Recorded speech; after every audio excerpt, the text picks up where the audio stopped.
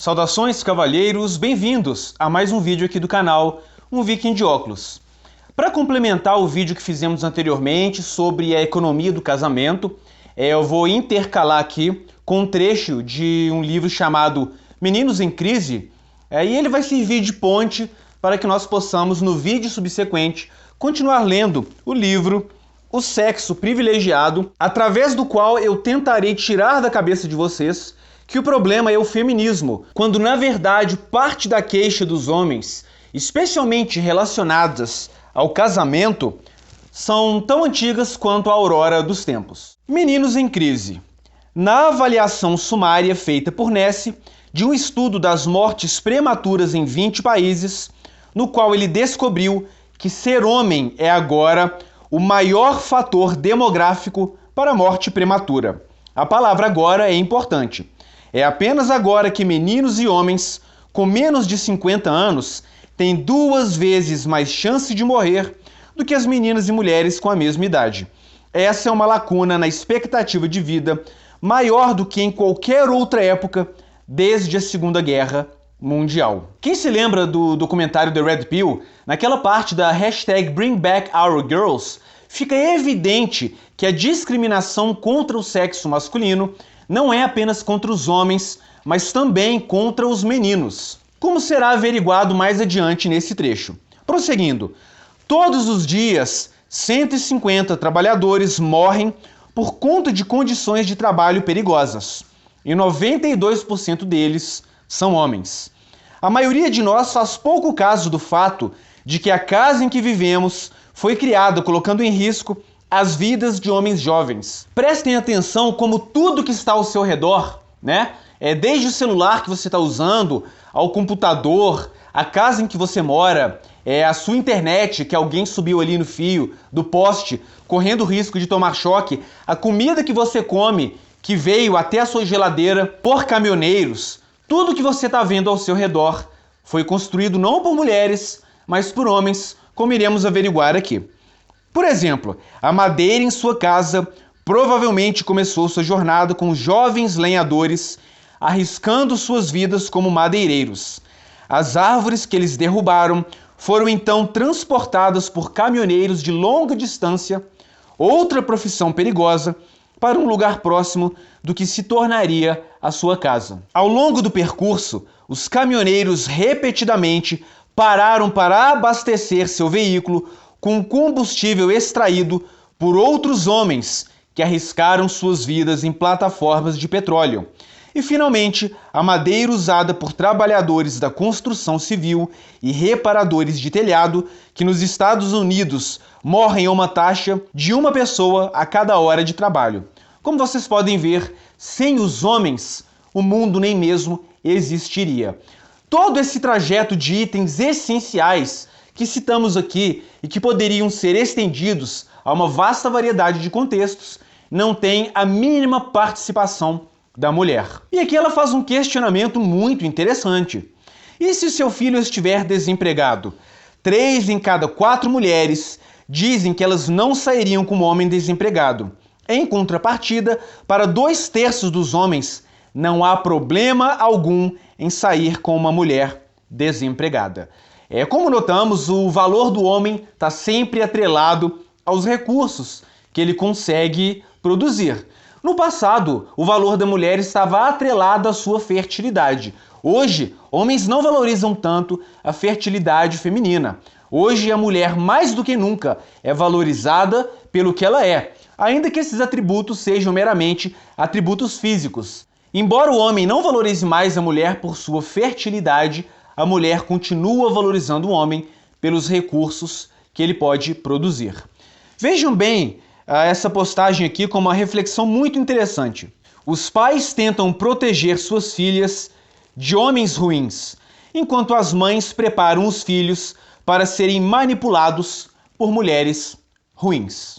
Você pode notar que o problema já começa dentro da nossa própria casa. A mulher é desde cedo, pelo pai e pela mãe, ensinada e incentivada a arrumar um homem que lhe garantirá recursos e vida fácil.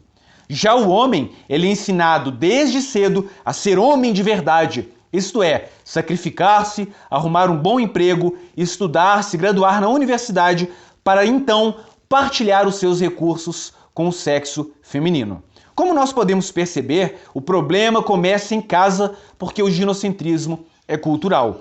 A Red Pill é, na verdade, o que o seu pai não sabia e o que a sua mãe não te contou. É evidente, né, que toda vez que a gente fala de família, família é uma coisa muito íntima, né? A nossa mãe se sacrificou para nos proteger, o nosso pai se sacrificou para prover e proteger em um sentido mais amplo a nossa família. Então, quando a gente fala que você deveria esquecer tudo que o seu pai e a sua mãe te ensinaram, é normal que alguns homens e mulheres fiquem com uma sensação de desconforto. Em nenhum momento a gente fala que você não deve reconhecer tudo que eles fizeram por você. Ao contrário, valorizar e ter gratidão é uma coisa apenas não de um bom homem, mas de um bom ser humano. Todavia, a gente não pode descartar que o seu pai e sua mãe são pessoas, como qualquer outra, influenciados por padrões culturais que hoje se tornaram obsoletos. Esqueça o que eles ensinaram a você, caso contrário, você vai apenas perpetuar a subserviência do homem para com a mulher. Como nós veremos aqui em um trecho do livro O Sexo Privilegiado, que será a continuação no nosso próximo vídeo e foi tema do nosso vídeo anterior, existe uma forte tentativa da sociedade em ostracizar o homem que não pode prover a uma mulher, né? E não tem recursos para serem transferidos para o sexo oposto. Vejam bem, para garantir que os homens cumprissem sua obrigação, 80% das pessoas de ambos os sexos afirmaram que condenariam ao ostracismo aqueles que não sustentassem a família conforme deviam. Veja bem, o ostracismo é uma ferramenta coercitiva que visa esmagar as liberdades individuais, geralmente apenas do homem, né? Porque a mulher hoje conseguiu se desvencilhar dos seus papéis de gênero. E o ostracismo também é uma forma de abuso psicológico, porque ele traz uma série de problemas ao ser humano, que é por natureza um ser social. Vocês se lembram, como já dito aqui em vídeos anteriores, a origem da palavra ostracismo? O ostracismo foi um tipo de punição existente em Atenas no século V a.C., na qual o cidadão, geralmente um político, que atentasse contra a liberdade pública, era votado pelos outros cidadãos para ser banido ou exilado por um período de 10 anos. O ostracismo foi criado por Clístenes, é referido por historiadores como pai da democracia. Segundo Aristóteles, o ostracismo foi integrado à Constituição ateniense no século VI a.C. e posto em prática pela primeira vez em 488 a.C., para impedir a participação de ex-tiranos nas eleições e assim implantar a verdadeira democracia. O ostracismo caiu em desuso depois que Alcibíades e Nícias o empregaram contra um adversário menor, Hipérbolo. Seu principal defeito era o fato de que, ao afastar o principal adversário daquele que detinha o poder, o ostracismo aumentava o perigo da ditadura, ao invés de conjurá-lo. Como nós podemos notar, o ostracismo é sim uma ferramenta coercitiva, mas para que o ostracismo funcione, ele precisa do apoio da maioria da sociedade. E o jogo está invertendo. Hoje você vê uma grande quantidade de homens, especialmente homens que tomaram a pílula vermelha e estão seguindo o seu próprio caminho, uma certa independência emocional, uma certa rejeição a fatores sociais que levariam ao ostracismo. O homem que rejeita que outras pessoas ou a sociedade digam a ele o que é ser um homem de verdade. À medida que aumenta a quantidade de homens que não se importam mais com o que a sociedade pensa deles, essas ferramentas que visam transformar um homem em um mero liberador de recursos começam a perder efeito. Eu te dou um exemplo. Se uma pessoa disser que um homem de verdade é aquele que vai ser o provedor do lar, especialmente prover para uma colhernete, qual é a primeira coisa que me vem em mente? Que aquela pessoa me valoriza não pelo que eu sou, mas pelos recursos que eu posso prover. Então, em vez de eu temer o ostracismo, eu vou me afastar daquela pessoa e vou me agrupar apenas com os homens livres. À medida que os homens rejeitarem essas imposições sociais e perderem o medo do julgamento da sociedade, a mamata vai acabar. Vamos prosseguir aqui e mostrar, algo que já está bastante óbvio, mas vamos fornecer mais evidências para mostrar que o homem vale o que tem. Por isso que o homem pobre é tão rejeitado e o homem que perde o emprego geralmente perde a família e é posto em um momento mais difícil da sua vida para pagar pensão. Muitas vezes, devido à impossibilidade financeira, acaba vendo o sol nascer quadrado. Vejam bem, se o seu filho é heterossexual, então ele descobre que quanto mais difícil for encontrar o emprego, mais difícil também é encontrar uma mulher, porque a mulher busca recursos financeiros. Cabe você aceitar essa realidade ou não, e se tornar um homem livre e dar as costas a esse arranjo que não tem nada para te acrescentar. Especialmente se essa mulher tem filhos ou quer tê-los. Se o seu filho estiver desempregado, uma futura mãe pode presumir que ele será apenas mais uma criança de quem ela precisará cuidar. Por todo o mundo, habilidades de leitura e escrita são os dois maiores indicadores do sucesso. Essas são também as duas áreas nas quais os meninos ficam mais para trás do que as garotas. Nos Estados Unidos, por volta da 8ª série, 41% das meninas são no mínimo proficientes, em comparação com apenas 20% dos meninos. Até no Afeganistão, as mulheres ocupam 60% das vagas nas universidades. Embora as mulheres estejam em vantagem no mercado de trabalho quando a gente exclui as variáveis, e estejam também ocupando grande parte das vagas nas universidades, ainda assim a sociedade espera que o homem seja o provedor. Não é incomum que vejamos mulheres com mais títulos acadêmicos querendo que um homem com menos títulos acadêmicos seja o provedor do lar. Isso só não é tão frequente porque dificilmente uma mulher vai ficar com um homem que tem uma graduação inferior à dela.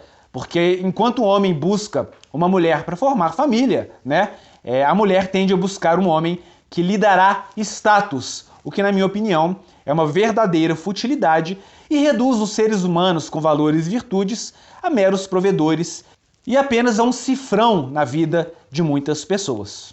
Prosseguindo, muitos meninos costumavam mudar de atitude quando chegavam ao primeiro ou ao último ano do ensino médio, antecipando a necessidade de se tornarem o único provedor e dessa maneira conquistar o orgulho da família, o respeito dos colegas e o amor das mulheres. Eles tinham que se endireitar. O que eu acho curioso, eu até estava conversando com um inscrito, ele é libertário, e ele me falou que um dia o pai dele chegou para ele e falou assim, em tom de indignação: filho, o homem tem que sustentar a mulher. Ele estava namorando com uma mina e ele acreditava mais na ideia de igualdade de responsabilidades e deveres, que é o que eu prego também, A mulher hoje pediu independência, nada mais justo que ela vá se sustentar e que o homem também se sustente.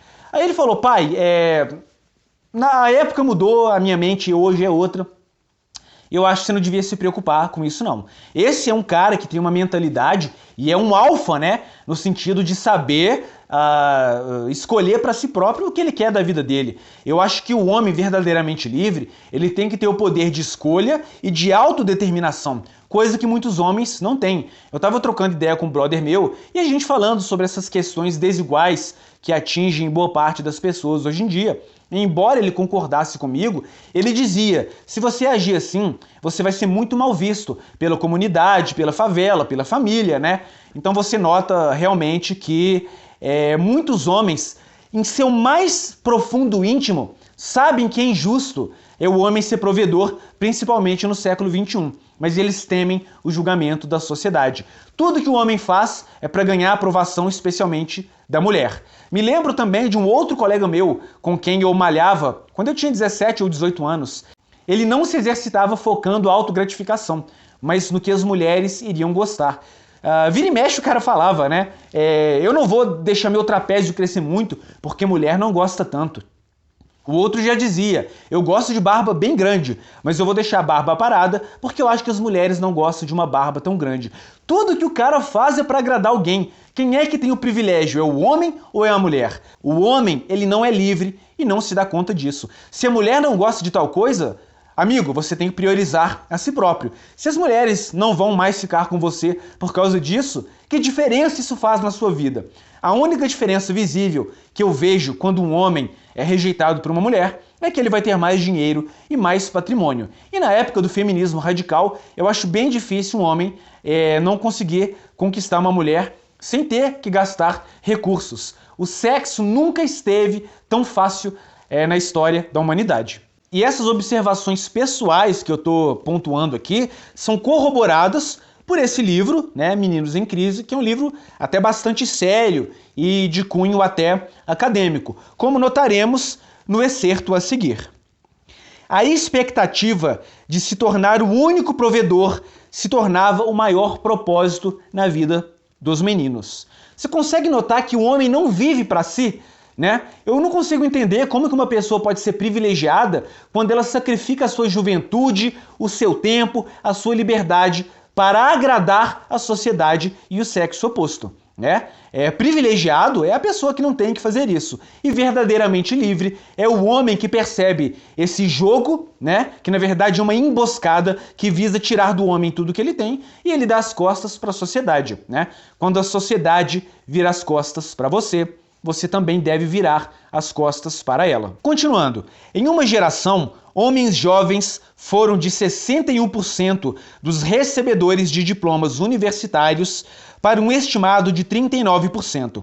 Já as jovens mulheres passaram de 39% para 61%. Muitos irão dizer, nada mais justo, os homens eram a maioria nas universidades e agora são as mulheres. A diferença é que o homem se graduava, se formava, ganhava o seu salário e 80% do seu salário era gasto em casa. Quando uma mulher se forma e consegue um emprego, ela não sustenta o marido. E para aqueles que vão dizer que mulheres sustentam as famílias, a mulher, na maioria das vezes, recebe pensão, que é um auxílio, e ela sustenta o filho dela. Você não vê mulheres sustentando o filho e os maridos, mas você vê homens sustentando os filhos e a esposa. Ainda assim, quando a mulher é a provedora, ela não está sendo a provedora no mesmo nível de responsabilidade que o homem.